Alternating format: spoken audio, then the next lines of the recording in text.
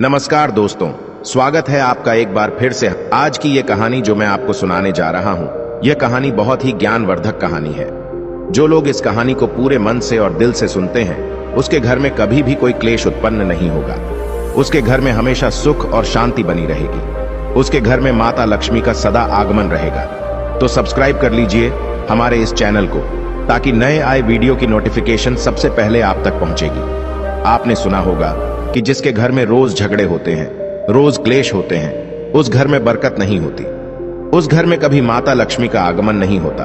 और जिसके घर में सुख शांति होती है, उसके घर में सुख समृद्धि का आगमन होता है और माता लक्ष्मी का निवास उसके घर पर सदा बना रहता है। इस कहानी को सुनने के बाद हमें यह पता चल जाएगा कि हमें घर में लड़ाई झगड़ा क्यों नहीं करना चाहिए, और जिसके घर में लड़ाई झगड़े होते हैं वो उन लड़ाई झगड़ों को कैसे रोक सकता है। क्योंकि घर में सुख शांति का होना बहुत जरूरी है।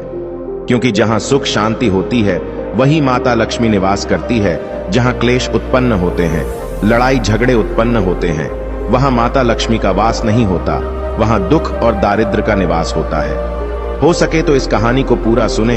यह कहानी आपके जीवन में बहुत सीख देगी। यह बहुत ही ज्ञानवर्धक कहानी है, इसे जरूर सुने। एक मोर और मोरनी की कहानी। इससे पहले कि आप हमारी कहानी में खो जाए, चैनल को सब्सक्राइब करना ना भूलें। चलिए कहानी शुरू करते हैं। एक जंगल में एक मोर और मोरनी रहते थे। मोर और मोरनी बहुत हंसी खुशी जंगल में रहते थे। एक दिन मोरनी मोर से कहती है, पिया जी, हमें यहाँ से चलना चाहिए। हमें वहां चलना चाहिए जहां हमारे समाज के लोग रहते हैं। काफी सारे मोर मोरनी रहते हैं, हमें वहां चलना चाहिए। मोर मोरनी से कहता है, प्रिय, अगर हम वहां चलेंगे तो रोज लड़ाई झगड़े होंगे। हम दोनों यहाँ जंगल में कितना सुकून से रहते हैं, वहां जाने की क्या जरूरत है। लेकिन मोरनी जिद करने लगती है तो मोर भी मान जाता है। मोरनी की जिद करने पर वो दोनों उड़कर एक नगर में आ जाते। उस नगर का राजा पशु पक्षियों की भाषा को अच्छी तरह से समझता था। उस राजा ने कराव शास्त्र की पढ़ाई की थी। कराव शास्त्र का मतलब यही होता है कि पशु पक्षियों की भाषा को समझ पाना। वह राजा सभी प्रकार के पशु पक्षियों की आज को समझ पाता था। हर जीव जंतु की आवाज को वह बखूबी समझता था कि वह क्या कह रहा है। दोनों मोर और मोरनी उसी नगर में आ जाते हैं। एक दिन की बात है, राजा अपनी रानी से कहता है कि हे रानी, मुझे बहुत तगड़ी भूख लगी है, आप मुझे भोजन खिला दीजिए। राजा की रानी 36 प्रकार के भोजन बना करके एक हाथ में पानी का लोटा और दूसरे हाथ में खाने की थाली लेकर राजा के पास पहुंचती है। रानी जैसे ही भोजन का थाली राजा के सामने रखती है तो एक चावल का टुकड़ा नीचे गिर जाता है। वहीं पर कुछ चींटियां घूम रही थीं। तभी एक चींटी चावल के टुकड़े लेकर वहां से जाने लगती है। राजा बैठा सब घटना को देख रहा था। उस चींटी के पास में तुरंत ही एक बड़ा चींटा आता है और वह चींटा उस चींटी से कहता है, हे प्रिय, यह चावल का टुकड़ा मुझे दे दीजिए और तुम वापस जाओ और उस राजा की थाली से दूसरा चावल का टुकड़ा लेकर आओ। उनकी बातों को राजा पूरी तरह से सुन रहा था, क्योंकि राजा हर जानवर, पशु और पंछी की भाषा को समझ सकता था। तो राजा वहीं बैठा रहा था जब चींटा चींटी से यह बात कह रहा है कि नहीं, मैं नहीं जाऊंगी। अगर यह बात राजा को पता चल जाएगी तो राजा मुझे मार देगा। फिर चींटा चींटी से कहता है कि तुम जाओ, राजा को नहीं पता चलेगा। चींटी फिर जाने की कोशिश तो करती है, लेकिन फिर आधे रास्ते से वापस चली आती है और चींटा से कहती है, नहीं, मैं नहीं जाऊंगी। हो सकता है राजा को पता चल जाए और राजा मुझे मार देगा। राजा उन दोनों को देख रहा था। चींटा को इस बात का भान हो जाता है कि राजा हमारी बात को समझ रहा है। चींटा फिर चींटी से कहता है, देखो, लगता है राजा हमारी बात को समझ रहा है। राजा ने हमारी बातों को सुन लिया है, इसीलिए वो हमें ही देख रहा है। चींटा चींटी से कहता है, अगर राजा ने हमारी बातों को सुन लिया है और राजा किसी और को बताया तो उसी समय पत्थर का बन जाएगा। राजा चींटा और चींटी की बात को बखूबी सुन लेता है और समझ लेता है। राजा इस बात को सुनकर हंसने लगता है। जैसे ही राजा को हंसी आने लगती है, राजा की रानी रसोई से बाहर आती है। वह जैसे ही रसोई से बाहर निकलती है, राजा उसे हंसते हुए दिखाई देता है। रानी राजा को हंसते हुए देखकर सोचने लगती है कि शायद मुझसे कोई गलती हुई है, इसीलिए राजा साहब हंस रहे हैं। रानी राजा के पास आती है और कहती है, हे महाराज, क्या मुझसे कोई पाप हुआ है? क्या मुझसे कोई गलती हुई है कि आप इतनी जोर से हंस रहे हैं? राजा रानी से कहता है, नहीं, ऐसी कोई बात नहीं है, मुझे बस यूं ही हंसी आ गई। रानी जिद करने लगती है और कहती है, आपको मुझे बताना पड़ेगा कि आप क्यों हंस रहे थे। राजा बार बार मना करता है, क्योंकि राजा को पता था कि चींटी ने कहा है कि अगर मैं चींटी वाली बात किसी को बताऊंगा तो मैं पत्थर का बन जाऊंगा। इसीलिए राजा रानी को यह बात नहीं बताना चाहता था, लेकिन रानी बार बार जिद करती है और कहती है, आपको मुझे बताना ही पड़ेगा कि आप क्यों हंस रहे थे। अगर आप मुझसे सच्चा प्रेम करते हैं, अगर आप मुझे अपना समझते हैं, तो आपको यह बताना पड़ेगा कि आप क्यों हंस रहे थे। राजा अब धर्म संकट में पड़ गया है। राजा सोचता है, अगर मैं ये बात रानी को बताऊंगा तो मैं पत्थर का बन जाऊंगा, और फिर सोचता है अगर मैं नहीं बताऊंगा तो रानी का विश्वास खत्म हो जाएगा। रानी बहुत जिद करने लगती है। कहते हैं ना कि प्रिया हठ और बाल हठ बहुत तगड़ी होती है। इन दोनों हठ से हमेशा बच करके रहना चाहिए। रानी के प्रिया हठ के सामने राजा को झुकना पड़ता है और राजा रानी से कहता है, ठीक है, अगर मैं आपको बताऊंगा तो बाद में आपको पछताना पड़ेगा। रानी कहती है कि अभी तो आप कह रहे थे कि कोई बात नहीं है, अभी आप कह रहे हैं कि मुझे पछताना पड़ेगा। रानी कहती है कि जरूर कोई तगड़ी बात है, और रानी और ज्यादा जिद करने लगती है। तब राजा कहता है कि तब ठीक है, अगर आप नहीं मान रही है तो चलिए मैं किसी जंगल में आपको एक बात बताऊंगा। राजा रानी रथ पर सवार होकर के जंगल के लिए निकल जाते हैं। जैसे वो घोर जंगल में पहुंच जाते हैं, तब राजा सारी बात रानी को सुनाने लगता है। जैसे ही राजा थोड़ी थोड़ी बात रानी को सुनाते गया, वैसे वैसे वो भी धीरे धीरे पत्थर का बनता गया। जैसे राजा ने आधी बात रानी को सुनाई, वो भी आधा पत्थर का हो गया। राजा फिर रानी से कहता है, हे रानी, मैं धीरे धीरे पत्थर का बनता जा रहा हूं, तुम बाद में बहुत पछताओगे। रानी कहती है, हे राजा साहब, हे महाराज, थोड़ी सी बात बची है, आप उसे भी सुना दीजिए। राजा पूरी बात बता देता है और राजा पूरा पत्थर का बन जाता है। रानी की इस जिद के कारण राजा पूरा पत्थर का बन जाता है। रानी रोने लगती है और रानी उस पत्थर को हिलाने की कोशिश करती है, लेकिन भारी भरकम पत्थर कैसे हिल पाती, क्योंकि राजा बहुत ही भारी था। राजा पत्थर का बन जाता है और उधर रानी सर पटक कर रोती है, छाती पीटती है, विलाप करती है और किसी जीव जंतु से सहायता के लिए गुहार करती है। इन सब कहानी को मोर और मोरनी बखूबी देख रहे थे, अपनी आंखों से देख रहे थे। रानी के विलाप को देखकर मोर मोरनी को दया आ जाती है। मोर मोरनी से कहता है, ये होता है प्रिय हट।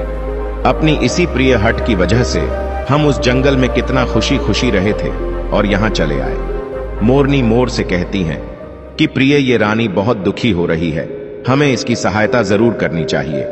यह इतना विलाप कर रही है, इसकी ज्यादा तो सहायता हम नहीं कर सकते, लेकिन कम से कम इसको धीरज तो दे ही सकते हैं, यानी उसको विश्वास तो हम दिला ही सकते हैं। यही सोचकर मोर और मोरनी उस रानी के पास जाते हैं और जाकर के रानी से कहते हैं कि रानी साहिबा, जो हुआ वो तो गलत हुआ, लेकिन आप जरा धीरज रखिए, अपने आप को थोड़ा संभालिए, आपके पीछे पूरा राज्य है। राजा तो पत्थर का हो चुका है, अब आपको आपके राज्य का कारोबार आपको ही संभालना है। रानी मोर मोरनी की बात सुनने के बाद कहती है, भाई मोर मोरनी, मैं अपने आप को कैसे संभालूं, क्योंकि अब तो मेरा संसार ही उजड़ गया, क्योंकि मेरा पति परमेश्वर पत्थर का बन चुका है, और मैं क्या करूं। रानी की यह बात सुनते ही उधर मोरनी के मुख से यह निकल जाता है, राजा पत्थर के कैसे हो गए? राजा तो इंसान थे, अच्छे भले थे, लेकिन ये पत्थर के कैसे हो गए? रानी वही बात बताने लगती है जो राजा ने चींटी वाली बात रानी को बताई थी। रानी वही बात मोर और मोरनी को बताने लगती है, और रानी भी धीरे धीरे करके पत्थर की बन जाती है। और जब रानी पत्थर की हो जाती है और राजा तो पत्थर का हो ही चुका था, जब दोनों पत्थर के हो जाते हैं, उधर मोर मोरनी को चिंता सताने लगती है। उधर मोर और मोरनी बहुत दुखी हो जाते हैं। मोर मोरनी को यह चिंता सताने लगती है कि यह विपत्ति हमारे ऊपर भी आ सकती है, क्योंकि राजा भी उसी चींटी वाली बात से पत्थर का हो चुका है और रानी भी उसी चींटी वाली बात से पत्थर की हो चुकी है। मोर मोरनी से कहता है, हम पर भी खतरा मंडरा रहा है, क्योंकि तुम स्त्रियों से कोई भी बात छिपती नहीं है। मोरनी मोर से कहती है, पिया जी, यहां से हम दूर चले क्या? मोर मोरनी से कहता है, हे बेवकूफ, दूर जाने से क्या फायदा है? यह संकट तो धरती के किसी भी कोने में हमारा पीछा नहीं छोड़ेगा। यह खतरा तो हमेशा हमारे ऊपर मंडराते रहेगा। अगर जाने अनजाने में यह हमारी मुख से निकल गई तो हम भी पत्थर का बन जाएंगे। इसी बात को लेकर मां र और मोरनी बहुत दुखी हो जाते हैं, बहुत चिंतित हो जाते हैं। रात दिन उनको यह दुख खाया जाता है। यह सोचकर वे ना भोजन करते हैं और ना चैन से सोते। बस रात दिन उनको यही दुख सताती है, यही टेंशन रहती है कि ये बात उनके मुख से निकल ना जाए। यदि हमारे मुख से ये बात भूल कर भी निकल गई तो दोनों पति पत्नी पत्थर के बन जाएंगे। यही सोचकर मोर ने दिमाग लगाया कि यदि मैं सारी चींटियों को खत्म कर दूं तो यह सब खत्म हो सकता है, क्योंकि यह करा धरा तो चींटियों का है। मोर मोरनी से कहता है, प्रिय, अगर हम सृष्टि से सारी चींटियों को खत्म कर दें तो चींटियों का संकट समाप्त हो जाएगा। और मोर मोरनी इस बात से राजी हो जाते हैं और सभी चींटियों को मारकर खाना शुरू कर देते हैं। मोर और मोरनी का इतना आतंक हो गया था कि सभी चींटियां डर के मारे और बिल खोद करके धरती के अंदर जाकर छिप गई। मोर और मोरनी ऐसी निगरानी रखते हैं कि उन्हें जहां भी चींटी दिखती है तुरंत दबोच लेते हैं। कोई भी चींटी मोर और मोरनी के इस आतंक के वजह से बाहर ही नहीं आती थी। सभी चींटियों ने जमीन के अंदर अपना बिल बना दिया और जमीन के अंदर ही जाकर बैठ जाती। काफी समय बीतने के बाद चींटियों को भूख सताने लगी, क्योंकि भोजन तो बिल में मिलता नहीं, भोजन तो बाहर मिलता है। जैसे ही भोजन लेने के लिए चींटी बाहर आती, मोर उसे दबोच लेता है और उसे जान से मार देता। एक चींटी और एक चींटा बिल के अंदर भोजन के लिए तड़पते हुए श्री हरि विष्णु का जोरदार भजन करने लगे। भक्ति करते करते उन्हें यह भी मालूम नहीं था कि वह कहाँ है कहाँ नहीं है। वे घोर तपस्या में लीन हो गए। अंत में जाकर श्री हरि विष्णु उन्हें दर्शन देते हैं और भगवान विष्णु कहते हैं, चींटी, चिंटा, जो तुम्हें मांगना है मांग सकते हो, हम तुम्हारी भक्ति से प्रसन्न हैं। क्योंकि चिंटा और चींटी ने निरंतर भक्ति की थी, ना ही कोई जल ग्रहण किया, ना ही अन्न। इसलिए भगवान विष्णु बहुत जल्दी प्रसन्न हो गए और आकर कहने लगे, जो तुम्हें मांगना है मांग सकते हो, हम तुम्हारी भक्ति से बहुत प्रसन्न हैं। उधर चिंटा और चींटी ना जाने कितने दिनों से भूखे और प्यासे थे। दोनों एक ही बात कहते हैं, हे प्रभु, अगर आप हमें वर देना चाहते हैं तो हमारे पेट में गांठ लगा दीजिए। उन्होंने सोचा, अगर हमारा पेट नहीं होगा तो हम बाहर क्यों जाएंगे और मोर मोरनी हमें नहीं खाएंगे, इसीलिए उन्होंने मांगा, हे प्रभु, हमारे पेट में गांठ लगा दीजिए। भगवान विष्णु कहते हैं, तथास्तु, और चींटियों के पेट में गांठ लग जाती है। आज भी उन चींटियों के पेट में गांठ लगी हुई है, चींटियों का पेट नहीं होता। फिर चिंटा और चींटी भगवान विष्णु से कहते हैं, प्रभु, हमारे पेट में तो गांठ लग गई है, लेकिन अभी भी हमें मोर और मोरनी से खतरा है। मोर और मोरनी हमारे इंतजार में अभी भी ऊपर जमीन पर बैठे हैं और जैसे ही वे लोग हमें देखेंगे वो हमें मार देंगे। भगवान विष्णु मोर से कहते हैं, हे मोर, तुम चींटियों का शिकार करना बंद कर दो। इसमें चींटियों का कोई दोष नहीं है। जो दोषी था वो राजा था, क्योंकि राजा ने कराव शास्त्र की पढ़ाई की थी, इसीलिए वह सभी जीव जंतु की भाषा को समझने में सक्षम था। उसके साथ साथ वो जिन भाषा को समझता था उनका रूप बदलने में भी सक्षम था। पशु पक्षियों का वह रूप धारण किया करता था और जब वह राजा रूप धारण करता था उन पक्षियों के साथ संभोग भी किया करता था। और जब वह पशु पक्षी गर्भ धारण करते थे तो वह उन्हें छोड़ करके इंसान बन जाता था और फिर ऐसी पशु पक्षियों पर वह जोर से हंसता था। इसकी ऐसी मूर्खता के कारण ही आज यह राजा पत्थर का बना पड़ा है। मोर कहता है, हे प्रभु, उनकी पत्नी का, उनकी रानी का क्या दोष है। श्री हरि विष्णु कहते हैं कि उनकी पत्नी भी उनके इस पाप में भागीदारी है, क्योंकि उनकी पत्नी अगर उनको रोकती तो वह इतना बड़ा पाप नहीं करता। इसीलिए उनकी रानी भी इस पाप की भागीदारी है, इसलिए आज वो भी पत्थर की बन चुकी है। श्री हरि के समझाने के बाद मोर उनसे कहता है, हे प्रभु, पर इस बात को हम किसी और से कहेंगे जो कि रानी ने हमें सुनाई है, तो क्या हम पत्थर के बन जाएंगे। श्री हरि विष्णु कहते हैं कि तुम्हारा यह श्राप अब समाप्त हो चुका है, तुम्हें किसी से कहने पर कोई फर्क नहीं पड़ेगा। आप किसी से भी कह सकते हैं, तुम्हारे ऊपर से खतरा टल चुका है। मोर और मोरनी बड़े प्रसन्न हो जाते हैं, उनकी खुशी का कोई ठिकाना नहीं था। श्री हरि विष्णु अंतर्ध्यान हो जाते हैं और चले जाते हैं और इधर मोर मोरनी का खुशी का कोई ठिकाना नहीं था। अगर किसी जानवर को, किसी पशु को खुशी होती है तो वह झूमने लगता है, नाचने लगता है।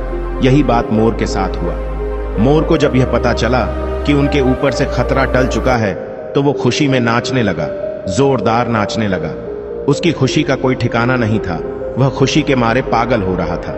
फिर जैसे ही मोर खुशी के मारे अपने पैरों के नीचे देखता है कि फटे बदसूरत पैर मोर के बने हुए थे, मोर अपने पैरों को दे कर रोने लगता है। मोर सोचने लगता है कि पहले मेरे पैर इतने सुंदर थे, लेकिन आज इतने फटे और गंदे कैसे हैं। मेरा पूरा बदन सुंदर है, लेकिन मेरे पैर इतने फटे और बदसूरत कैसे हैं। मोर के पैरों के फटने का कारण चींटी खाना था, क्योंकि उसने बहुत सारी चींटियां मार मार कर खा गई थीं और मोरनी भी उन्हें खा गई थी, इसीलिए उनके पैर फट गए थे। आज भी कोई इंसान अगर चींटी खाता है तो उसके शरीर में छोटे छोटे दाने पड़ जाते हैं। यदि आप ज्यादा मात्रा में चींटी खाओगे तो आपका बदन भी फटने लगेगा। सांप केंचुली क्यों छोड़ता है? क्योंकि सांप चींटी खाता है और इसीलिए उसके शरीर में फट जाता है, अलग हो जाते हैं। इसी तरह मोर के पैर फट गए थे और वे बदसूरत हो गए थे, इसलिए मोर अपने पैरों को देखकर जोर जोर से रोने लगा। मोरनी मोर को धीरज रखवाती है और कहती है, जो हुआ वो तो हो गया, रोने से क्या होगा। मोर नाचता और जोर जोर से रोता है, इसलिए उसकी आंखों से आंसू की धारा बह रहे थे। मोरनी मोर को धीरज रखवाती है और उसके आंसुओं को नीचे गिरने से रोकती, लेकिन रोक नहीं पाती। मोरनी के हाथ तो है नहीं, लेकिन अपनी चोंच से एक एक आंसू को उठाती और अपने मुख में रखने की कोशिश करती, लेकिन कितना अपने मुख में रखती, सीधे मोरनी के पेट में चले जाते। इस तरीके से हर बार मोरनी मोर के आंसुओं को रोकती और मोर नाचता और खूब जोर जोर से रोता।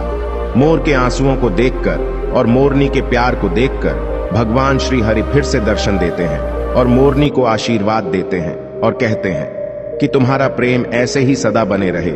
इस आशीर्वाद के वजह से, अब इसे आशीर्वाद समझिए या श्राप, इसकी वजह से मोर कभी संभोग नहीं कर पाता, क्योंकि मोर जब नाचता है तो उसकी आंखों से आंसू गिरते हैं और उन आंसुओं को मोरनी चुकती है और उसी आंसुओं के कारण मोरनी गर्भवती हो जाती है। भगवान श्री हरि मोर और मोरनी को आशीर्वाद देते हैं और कहते हैं कि तुम्हारी भक्ति धन्य है और तुम धन्य हो। एक समय ऐसा भी आएगा कि तुम्हारे पंख को मुकुट बनाकर धारण करेंगे। इसलिए कहते हैं, श्री कृष्ण के रूप में श्री हरि धरती पर आते हैं तो वह मोर का पंख अपने मुकुट में धारण करते हैं। इस कहानी में बस इतना ही, और हम आशा करते हैं कि इस कहानी से आपको बहुत कुछ सीखने को मिला होगा।